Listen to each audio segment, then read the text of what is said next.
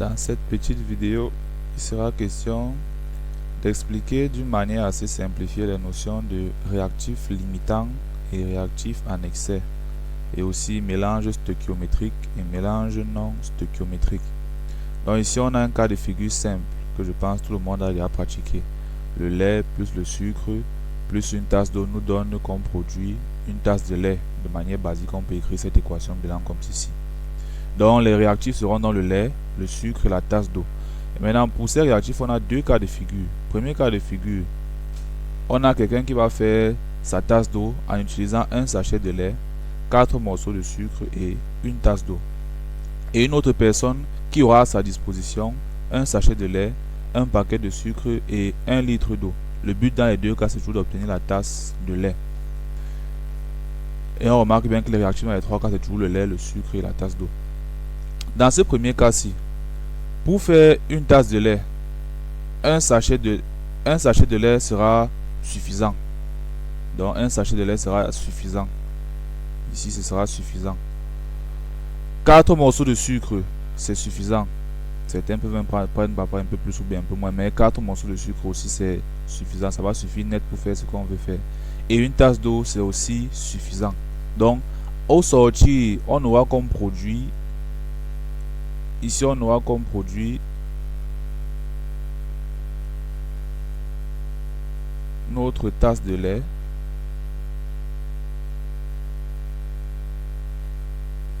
Tasse de lait. Et tous les réactifs qu'on a ici, donc le sachet de lait, les morceaux de sucre et l'eau qui est là, tout ça aura permis de faire notre tasse de lait. Dans la fin, on n'aura plus rien sur la table, à part notre tasse de lait. Donc ici, on dira donc que le mélange, étant donné que tous les réactifs auront été consommés, donc auront été utilisés pour obtenir notre tasse de lait, on dira ici que le mélange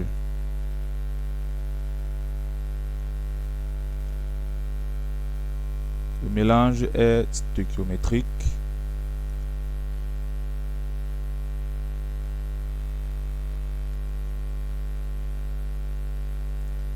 Que le mélange donc est stoichiométrique. Et donc les réactifs sont dans les proportions stoichiométriques, car tous ces réactifs seront utilisés pour obtenir notre produit, qui est la tasse de lait. Donc ici, on dira que les réactifs sont dans les proportions stoichiométriques. Maintenant, pour le deuxième cas, on a un sachet de lait qui sera effectivement suffisant pour faire notre tasse de lait. Ensuite, on a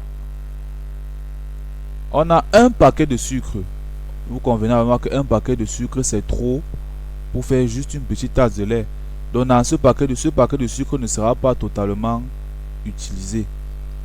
Et 1 litre d'eau, pareil, 1 litre d'eau pour une tasse de lait, ça ne va même pas suffire. Ça sera même trop pour la tasse de lait. Donc, même ici, on va utiliser juste une certaine proportion. Donc au départ, comme réactif, on a un sachet de lait qui va suffire pour faire notre réaction.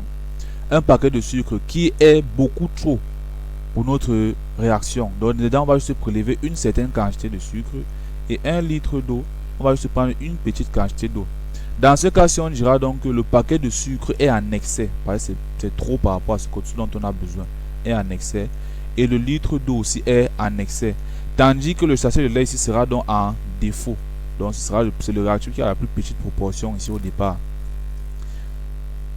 À la fin, on doit toujours obtenir notre tasse de lait.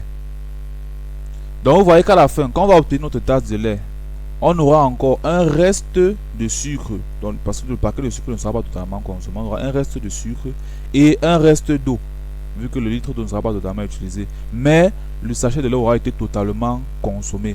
Donc dans ce cas, on dira donc que le sachet de lait ici est en défaut.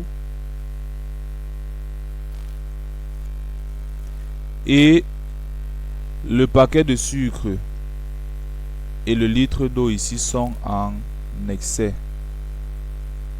Donc ici, notre mélange n'est pas stoichiométrique, car il y a deux réactifs ici là qui sont en excès, un autre qui est en défaut. Et maintenant, lorsqu'on a dans ce genre de cas, et quand on fait les calculs, généralement on fait les calculs à partir du réactif en défaut.